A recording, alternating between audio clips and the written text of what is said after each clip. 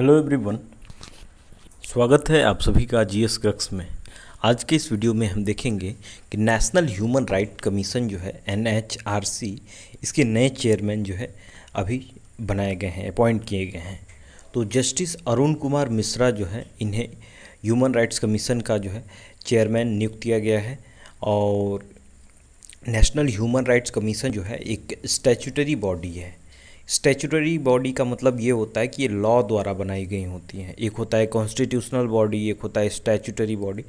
तो statutory bodies जो होती हैं ये लॉ द्वारा बनती हैं, और कॉन्स्टिट्यूशनल जो होती हैं वो कॉन्स्टिट्यूशनल में लिखी होती हैं, इसलिए बनती हैं।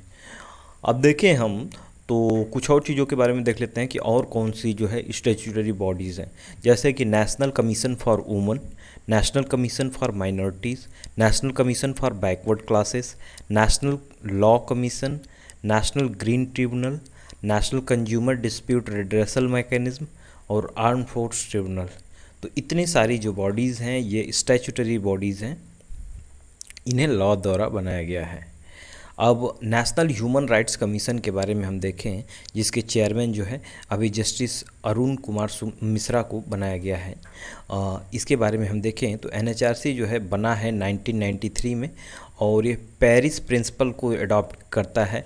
एक इंटरनेशनल वर्कशॉप था in national institution for the protection of human rights के लिए, और ये पेरिस में हेल्ड हुआ था 1991 पे। तो उसी के कुछ प्रिंसिपल्स पे जो है नेशनल ह्यूमन राइट्स कमीशन 1993 पे बना था। उसके बाद ही स्टेटस इसका देखें तो ये स्टैट्यूटरी ऑर्गेनाइजेशन है, और इसे जो है ह्यूमन राइट्स जो हैं उसके प्रोटेक्शन के लिए बनाया गया है कि जो व्यक्ति है उसके राइट्स जो है वो न छीने जा सकें। इसके लिए जो है ह्यूमन राइट्स कमीशन ये बनाया गया है। इसका हेडक्वार्टर हम देखें तो न्यू दिल्ली में है, और ये फंक्शन क्या करता है तो इन्वेस्टिगेट करता है वायलेशन को ह्यूमन राइट्स के खिलाफ। यदि कोई वायलेशन हो रहा है या फिर स्टेट्स का कुछ फेलियर हो रहा है कि ऐसा कोई कहीं स्टेट फेल हो रही है और ह्यूमन राइट जो है वायलेट हो रहा है उनका, तो वहाँ पे जो है ये लोग ह्यूमन राइट्स कमीशन रिसर्च करते हैं। वहाँ पे अपनी कमेटी बनाकर अपने सारी चीज़ें लगा के वहाँ पे अवेयरनेस करते हैं, कैंपेन चलाते हैं कि कैसे जो है ये वायलेशन है इसको रोका जा सके। किसी भी तरह जो है वेरियस अपने ये टूल्स यूज करते हैं। और कुछ एनजीओज़ होते हैं जो कि ह्यूमन राइट्स के लिए काम करते हैं, उनको भी ये इनकरेज करते हैं कि वो अपना काम करें, किसी भी थ्रू जो है ह्यूमन राइट्स के जो वायलेशन है उसको ये रोकने का प्रयास करते हैं नेशनल ह्यूमन राइट्स कमीशन। अब इसमें कंपोजिशन देखते हैं कि कितने मेंबर्स से मिलकर जो है ये कैसे बनती है, मेंबर्स कितने होते हैं, चेयरमैन को कौन अपॉइंट करता है और मेंबर्स को कौन अपॉइंट करता है, ये सारी चीज़ें हम देखते हैं। तो कंपोजिशन देखें हम तो चेयरमैन जो होता है ये होता है, और 4 जो है फुल मेंबर इसमें होते हैं और 4 डिम्ड मेंबर्स होते हैं। यानी कि एक चेयरमैन हो गया और 4 जो है फुल टाइम मेंबर्स होते हैं, और एक 4 जो हैं डीम्ड मेंबर होते हैं कुछ समय के लिए। तो चेयरपर्सन जो होते हैं ये या तो retired chief justice of India होते हैं, सीजेआई होते हैं रिटायर्ड, या फिर जज जो है सुप्रीम कोर्ट का, उससे बनाया जा सकता है। अपॉइंटमेंट कैसे होता है इनका, तो चेयरपर्सन और मेंबर्स ऑफ जो एनएचआरसीज़ हैं उसे प्रेसिडेंट अपॉइंट करते हैं, और इसके रिकमेंडेशन के लिए, इनके अपॉइंटमेंट के लिए एक कमेटी बनाई गई है।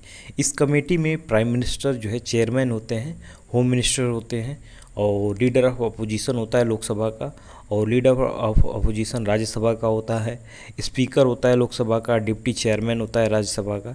ये लोग जो है मिलकर अपॉइंट करते हैं, अपना डिसीजन बनाते हैं किसे अपॉइंट करना है, फिर अपने प्रपोजल को जो है प्रेसिडेंट के पास भेजते हैं, और प्रेसिडेंट जो है इन्हें अपॉइंट कर देते हैं। इनकी ऑफिस की टेन्यूर हम देखें तो 3 ईयर्स है। ये 3 साल के लिए रह सकते हैं ऑफिस में, और जो है 70 ईयर इनकी जो है रिटायरमेंट एज है। अब जो पहले पूरा हो जाए उसे काउंट कर लिया जाता है।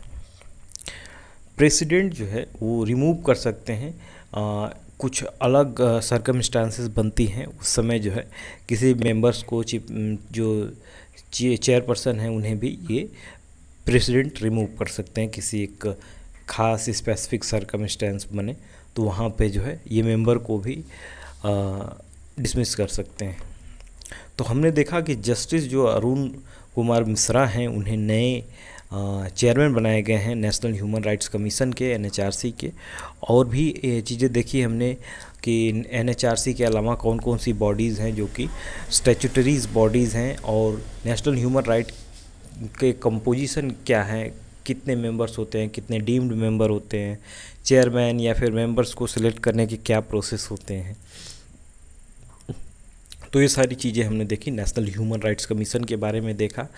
तो इसके बारे में आपको क्वेश्चन पूछे जा सकते हैं, पॉलिटी से रिगार्डिंग एक क्वेश्चन था, और इसको GS पेपर 2 में भी पूछा जा सकता है, और प्रीलिम्स में तो इससे बहुत सारे क्वेश्चंस बनाए जा सकते हैं। इसके हेडक्वार्टर से कंपोजिशंस में जो है इधर उधर कर देगा और आपसे पूछ ले, और कब बनी थी, किसके प्रिंसिपल्स पे अडॉप्ट की गई है, ये 1991 के बाद किस प्रिंसिपल पे अडॉप्ट की गई थी, ये सारी चीज़ें जो है इससे क्वेश्चन बनाए जा सकते हैं। तो मिलते हैं अगले वीडियो में कुछ नई चीज़ों के साथ, तब तक के लिए धन्यवाद।